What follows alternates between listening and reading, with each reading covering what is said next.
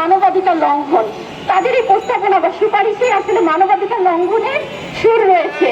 কারণ দেখুন, আমরা এই ইতিপূর্বে জেনেছি যে এই ধরনের পেশাকে যখন সামাজিকভাবে স্বীকৃতি দেওয়া হবে তখন অনেক বেশি স্বাস্থ্য ঝুঁকিতে পড়বে। স্বাস্থ্য ঝুঁকি এবং অর্থনৈতিক এবং সামাজিক যে অবক্ষয় তৈরি হবে তার মাধ্যমে আলটিমেট এমনিতেই মানবাধিকার লঙ্ঘন হয়ে যাবে।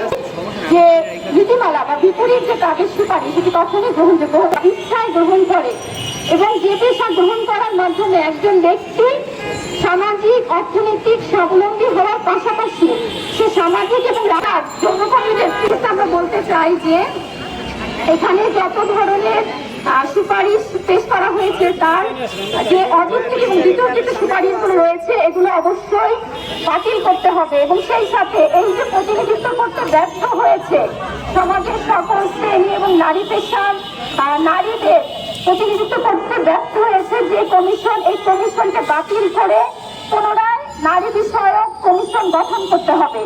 আমরা আমাদের আজকের এই মানববন্ধনের মাধ্যমে সংশ্লিষ্টদের নিকট এই দাবি পেশ করছি।